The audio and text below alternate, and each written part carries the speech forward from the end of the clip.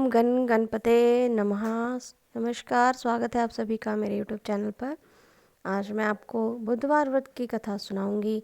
तो चलिए सुनते हैं बुधवार व्रत की विधि।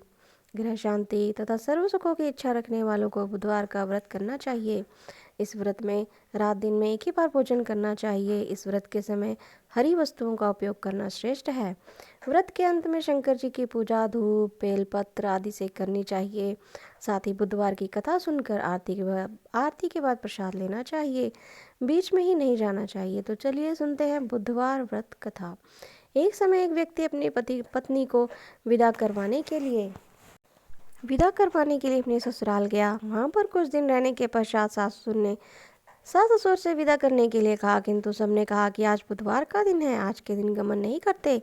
वह व्यक्ति किसी प्रकार ना माना और हठी धर्मी करके बुधवार के दिन ही अपनी पत्नी को विदा कराकर अपने नगर को चल पड़ा।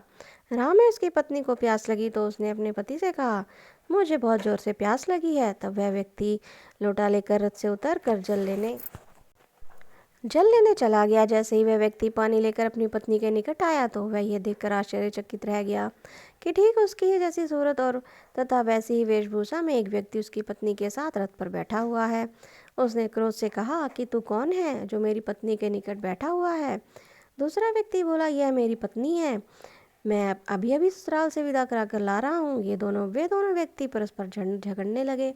तभी राज्य के सिपाही आकर लोटे वाले व्यक्ति को पकड़ने लगे। स्त्री से पूछा, तुम्हारा असली पति कौन सा है। तब पत्नी शांत ही रही, क्योंकि दोनों एक जैसे थे। वे किसे अपना असली पति कहे।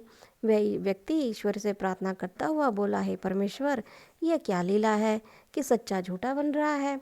तभी आकाशवाणी हुई कि मूर्ख, आज बुधवार के दिन तुझे गमन नहीं करना चाहिए। तूने किसी की बात नहीं मानी। यह सब लीला बुद्धदेव भगवान की है। उस व्यक्ति ने बुद्धदेव से प्रार्थना की और अपनी गलती के लिए क्षमा मांगी। तब बुद्धदेव जी अंतर ध्यान हो गए।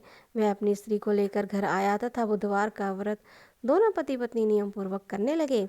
जो व्यक्ति इस कथा को श्रवण करता है तथा सुनता है, उसको बुधवार के दिन यात्रा का कोई दोष नहीं लगता, उसको सब प्रकार के सुखों की प्राप्ति होती है। तो बोलिए गणेश भगवान की जय हो, बुद्ध देवता की जय हो। तो ये थी बुधवार व्रत की कथा।